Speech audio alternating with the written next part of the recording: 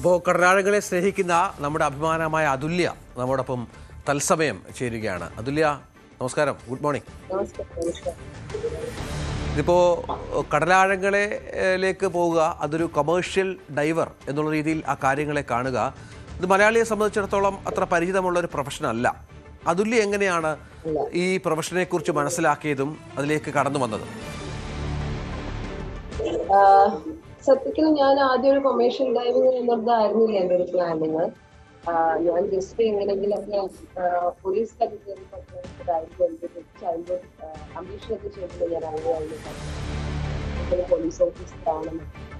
പക്ഷെ എങ്ങനോ ഞാൻ ഡിഗ്രിക്ക് പഠിക്കുന്ന സമയത്തായിരുന്നു ഇങ്ങനെ ഒരു ചെറുതായിട്ട് ഇങ്ങനെ എന്തോ എന്താ കുറെ സ്ത്രീകൾ ഇങ്ങനെ കടന്നു ചെല്ലാത്ത കുറച്ച് ഏരിയകളുണ്ട്. ചില ജോബുകളിൽ പുരുഷന്മാരാണ് എപ്പോഴും. സോ സ്ത്രീകൾ ഇല്ല എന്ന് പറഞ്ഞപ്പോ അതിന് ഫോർ എക്സാമ്പിൾ എന്ന് പറഞ്ഞിട്ടാണ് ഈ സ്കൂബ ഡൈവിംഗും സ്കൈ ഡൈവിംഗും ഒക്കെ നമ്മൾക്ക് സംസാരിക്കുന്നത്. സോ അങ്ങനെ പറഞ്ഞതിനെ തുടർന്ന് ഞാനത് ഓക്കെ എന്നാ എന്തുകൊണ്ട് നമുക്ക് ട്രൈ ചെയ്തുകൊണ്ടാണ്, എന്തുകൊണ്ടാണ് അവര് മാത്രം ചെയ്യുന്നത്, എനിക്കൊന്ന് ട്രൈ ചെയ്തുകൂടാ എന്നുള്ളൊരു ചിന്തയിൽ നിന്നാണ് ഞാൻ അതിനെ പറ്റി ഗൂഗിൾ ചെയ്യുന്നതും കോവളത്തിൽ പോയി പഠിക്കുകയെല്ലാം ചെയ്തത്. ചലഞ്ചിങ് ഇത് തന്നെയായിരുന്നു, അതൊരു മെയിൽ ഡൊമിനേറ്റ് ആയിട്ടുള്ള ഒരു ഏരിയ തന്നെയായിരുന്നു. സോ എങ്ങനെയാണ് അവരായിട്ട് മല്ലടിച്ച് നിൽക്കേണ്ടത്, അല്ലെങ്കിൽ എങ്ങനെയാണ് തുടരുക. ഒരു ചെറിയ ഒരു സാങ്കേതിക പ്രശ്നം ഒന്ന് പരിഹരിക്കണം, ആ ശബ്ദം ഒന്ന് നമുക്കൊന്ന് ക്ലിയർ ആക്കണം. അതിനു മുമ്പ് അതുല്യയെ കുറിച്ച് നമുക്കൊന്ന് അറിയണം. അതായത് നമുക്ക് മലയാളികൾക്ക് അത്ര പരിചിതമില്ലാത്ത ഒരു മേഖലയിലേക്ക് കടന്നു എന്ന് അഭിമാനകരമായ ജോലി ചെയ്യുന്ന ഒരു പെൺകുട്ടിയാണ് പട്ടാമ്പിക്കാരിയായ അതുല്യ. സാഹസികത എന്ന് പറയുന്നത് നമ്മുടെയൊക്കെ ജീവിതത്തിൽ പലതരത്തിലാണല്ലോ ഉപയോഗപ്പെടുത്തുന്നത്. സാഹസികത തൻ്റെ ജീവിതത്തിലേക്ക്, തൻ്റെ പ്രൊഫഷനിലേക്ക് കൊണ്ടുവന്ന ഒരാൾ കൂടിയാണ് അതുല്യ. നമുക്കറിയാം, കടലിനടിയിലൊക്കെ ഒരുപാട് കേബിൾ ശൃംഖലകളും ഒരുപാട് സാങ്കേതിക കാര്യങ്ങളും പൈപ്പുകളും ഒക്കെ ഉണ്ട്. അതുവഴിയാണ് നമുക്ക് ഗ്യാസ് കിട്ടുന്നത്. ഒപ്പം നമ്മുടെ പലതരത്തിലുള്ള നിത്യജീവിതത്തിലെ നിർണായകമായ പല കാര്യങ്ങളും കടലിനടിയിലൂടെ പോകുന്ന പല സംഗതികളുമുണ്ട്. അവിടെയൊക്കെ ചില സാങ്കേതിക പ്രശ്നങ്ങൾ വരുമ്പോൾ പ്രൊഫഷണൽ ഡൈവേഴ്സാണ് ഇറങ്ങിച്ചെന്നിട്ട് വെൽഡിങ് അടക്കമുള്ള കാര്യങ്ങൾ, ആ സാങ്കേതിക പ്രശ്നങ്ങൾ പരിഹരിക്കുക എന്നുള്ള കാര്യങ്ങളിലൊക്കെ ഏറ്റവും പ്രധാനമായ പങ്ക് വഹിക്കുന്നത്. അത് പുരുഷന്മാരാണ് കൂടുതലും ഈ മേഖലയിൽ ജോലി ചെയ്യുന്നത് എന്നുള്ളതാണ് ഈ മേഖലയുടെ ഒരു പ്രത്യേകത.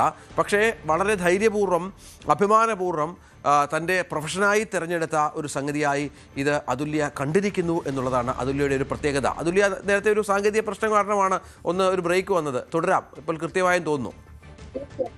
തീർച്ചയായും. സോ അങ്ങനെയാണ് ഞാൻ പറഞ്ഞതുപോലെ തന്നെ ടീച്ചറുടെ ഒരു വേർഡിൽ നിന്നാണ് ഞാൻ ഈ ഡൈവിംഗിലേക്ക് വരുന്നത്. ചലഞ്ചിങ് ആയിട്ട് തോന്നിയത് ഇതൊക്കെ തന്നെയായിരുന്നു. എങ്ങനെയാണ് ബോയ്സിനായിട്ട് എങ്ങനെയാണ് ഈ ഇൻഡസ്ട്രിയിൽ പിടിച്ചു നിൽക്കുക എന്നുള്ളത് ഫസ്റ്റ് ചലഞ്ചിങ് ആയിരുന്നു. പക്ഷെ നോ പ്രോബ്ലം, എനിക്ക് കിട്ടിയ സപ്പോർട്ട് എന്ന് പറയുന്നത് ഞാൻ പ്രതീക്ഷിച്ചതിൽ അപ്പുറമായിരുന്നു. പിന്നീട് അവിടുന്ന് ആൻഡമാൻ, പിന്നെ അതുപോലെ തന്നെ കൊച്ചി, അവിടെ എല്ലാം വർക്ക് ചെയ്ത് സ്കൂബ ഡൈവിംഗ് തന്നെയായിരുന്നു വർക്ക് ചെയ്തിരുന്നത്. ഇൻസ്റ്റിറ്റ്യൂട്ടിൽ പഠിപ്പിച്ചുകൊണ്ടിരിക്കുമായിരുന്നു. അത് കഴിഞ്ഞിട്ടാണ് പിന്നീട് സൗത്ത് ആഫ്രിക്കയിൽ ഇതുപോലെ ജാക്ക് ഡാൻസേഴ്സിനാണ് എനിക്ക് ഇതുപോലെ ഒരു ഓഫർ വരുന്നത്. അവർ ജസ്റ്റ് ഇവിടെ വന്ന് കണ്ടിട്ടേ ഉള്ളൂ, കണ്ടിങ്ങനെ സംസാരിച്ചു പോയി. പിന്നീട് ഒരു മെസ്സേജിലൂടെ അവർ എന്നെ ഇൻവൈറ്റ് ചെയ്യായിരുന്നു. അതിലേക്ക് നമ്മൾ ഇതുപോലെ ഇന്ത്യയിൽ ആദ്യത്തെ വനിതാ കൊമേഴ്ഷ്യൽ ഡൈവർ എന്നുള്ള സ്ഥലത്തേക്ക് നമ്മൾ എടുക്കുകയാണെന്ന് പറഞ്ഞപ്പോൾ ഞാൻ ആദ്യം എൻ്റെ മുമ്പിൽ ഞാൻ പറഞ്ഞത് ഇപ്പൊ ഞാനില്ല, ശരിയാണ്, ഇത് വലിയൊരു ഹ്യൂജ് എമൗണ്ട് ആയിരുന്നു പഠിക്കാൻ. സോ സേവിങ്സ് ആയിട്ട് ഒരു 2 ഇയേഴ്സിന്റെ ഉള്ളിൽ വരാന്ന് പറഞ്ഞപ്പോൾ അവർ പറഞ്ഞു അല്ല, നമ്മൾ തന്നെയാണ് സ്പോൺസർ ചെയ്ത് കൊണ്ടുപോകുന്നത് എന്ന് പറഞ്ഞിട്ടാണ് കേരളത്തിൽ നിന്ന് സൗത്ത് ആഫ്രിക്കയിൽ. ഈ പഠനം ഇത് കോവളത്താണല്ലേ അതുല്യ പഠിച്ചത്? കോവളത്ത് പഠിക്കുമ്പോൾ നമുക്ക് സാധാരണ കമേഴ്ഷ്യൽ തരത്തിലുള്ള, അല്ലെങ്കിൽ കമേഴ്ഷ്യൽ അല്ല, സാധാരണ പ്രൊഫഷണൽ ഡൈവിംഗ് ഒക്കെ ആയിരിക്കും പഠിച്ചു വന്നത്. പിന്നെ ഇതിന് മറ്റ് പല സാങ്കേതിക കാര്യങ്ങളും മനസ്സിലാക്കണമല്ലോ ഈ ഒരു പ്രൊഫഷനിലേക്ക് ഇറങ്ങണമെങ്കിൽ. അങ്ങനെ ഒരു അറിവും എങ്ങനെയാണ് കിട്ടിയത്? ഈ കൊമേഴ്ഷ്യൽ ഡൈവിനെ പറ്റിയിട്ടാണ്. അതെ. ഇപ്പൊ സാങ്കേതികമായ പല കാര്യങ്ങളും ഇതുമായിട്ട് സാങ്കേതികമായ പല കാര്യങ്ങളും കൂടി ചേർത്ത് വെക്കുന്നതാണല്ലോ ഇപ്പോഴത്തെ അതിലൂടെ പ്രൊഫഷൻ. കേവലം ഡൈവിംഗ് മാത്രമല്ല. ഇല്ല. നമുക്കിപ്പോ ഡൈവിംഗിലേക്ക് ഇറങ്ങുമ്പോൾ തന്നെ നമുക്ക് ഇന്ന ഡൈവിംഗുകൾ ഉണ്ട്, അല്ലെ ഡൈവിംഗ് മേഖലകൾ ഉണ്ട് എന്നുള്ള ഒരു ഐഡിയാസ് നമുക്ക് ഡൈവിംഗിലുള്ളവർക്ക് കിട്ടും.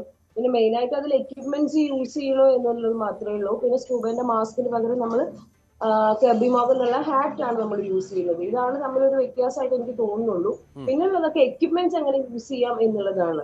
ഈ ഇലക്ട്രിക് ഉപകരണങ്ങൾ വെള്ളത്തിന്റെ അടിയിൽ എങ്ങനെ സേഫ് ആയിട്ട് യൂസ് ചെയ്യാം എന്നുള്ളത് മാത്രമാണ് ഞാൻ എക്സ്ട്രാ ആയിട്ടൊന്ന് പഠിക്കേണ്ടി വന്നിട്ടുള്ളത്. ബാക്കിയെല്ലാം എനിക്ക് സെയിം ആയിട്ട് തന്നെയാണ് തോന്നിയത്. ഇത് ഒപ്പം ഈ ഇത്തരമൊരു പ്രൊഫഷൻ തിരഞ്ഞെടുക്കാൻ തീരുമാനിച്ചപ്പോൾ വീട്ടിലെ ഒരു തീരുമാനം, അവരുടെ അഭിപ്രായമൊക്കെ എന്തായിരുന്നു? അവരുടെ പൂർണ്ണ പിന്തുണയായിരുന്നു, അതോ കാര്യങ്ങളൊക്കെ പറഞ്ഞ് മനസ്സിലാക്കാൻ അല്പം പാടുപെട്ടോ? അതെ, പാടുപെട്ട്. കാരണം വെച്ചിട്ടുണ്ടെങ്കിൽ നമ്മള് പാലക്കാടുകാരാണ്, നമുക്ക് കടലില്ല. ഫസ്റ്റ് ഓഫ് ഓൾ ഇത് എന്താണെന്ന് മനസ്സിലാക്കാൻ ഞാൻ ആദ്യം കുറച്ച് സമയം എടുത്തു. അത് കഴിഞ്ഞിട്ട് പിന്നെ ഇതുപോലെ ഞാൻ പാരന്റ്സിന്റെ അടുത്ത് പറഞ്ഞപ്പോഴും അവർക്കും ബുദ്ധിമുട്ടായിരുന്നു. എന്താ കുട്ടി പറയണത് എന്ന് പറഞ്ഞ് ഫലിപ്പിക്കാൻ കുറച്ച് ബുദ്ധിമുട്ടായിരുന്നു, ഇങ്ങനെയാണെന്ന് പറഞ്ഞു കൊടുക്കാന്.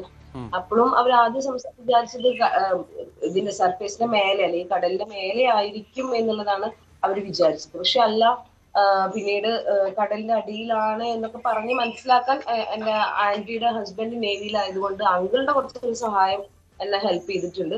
പക്ഷെ ഇതൊക്കെ കേട്ടപ്പോഴും എന്റെ അച്ഛനും അമ്മയും ഓക്കെ എന്ന് തന്നെയാണ് പറഞ്ഞിട്ടുള്ളത്. നോ ഇഷ്യൂസ്, പൊയ്ക്കോളൂ എന്നുള്ളതേ പറഞ്ഞിട്ടുള്ളൂ.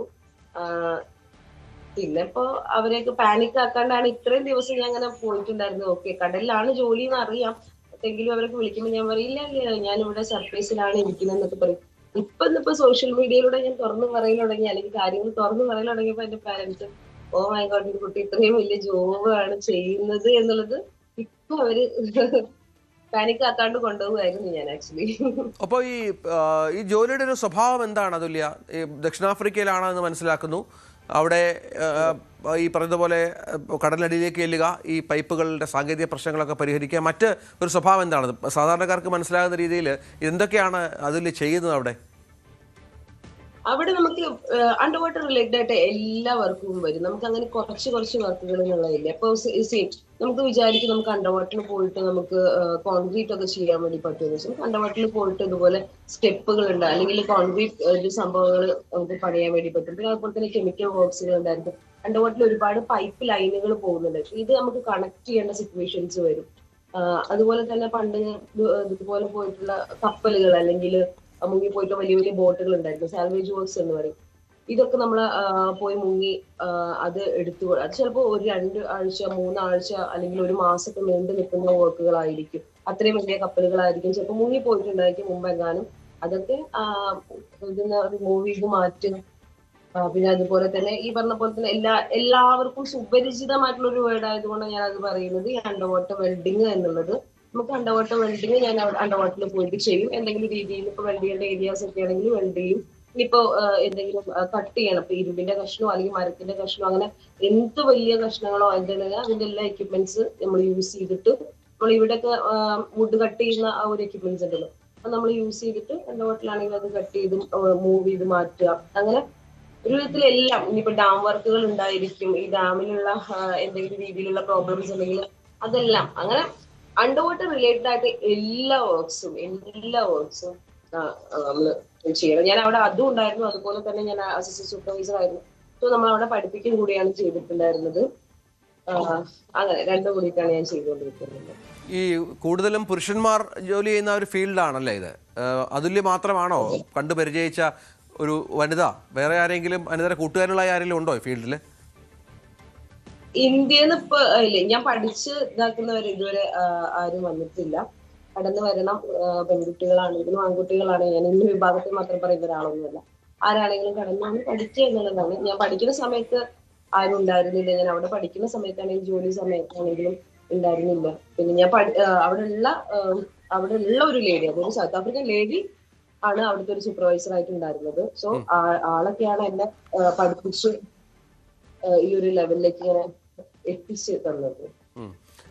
ഈ പ്രൊഫഷണലുമായി തന്നെ മുന്നോട്ട് പോകാനാണല്ലേ തീരുമാനം? അത്യാവശ്യം ജീവിച്ചു പോകാൻ പറ്റുന്ന സാഹചര്യങ്ങളൊക്കെ ഉണ്ട്.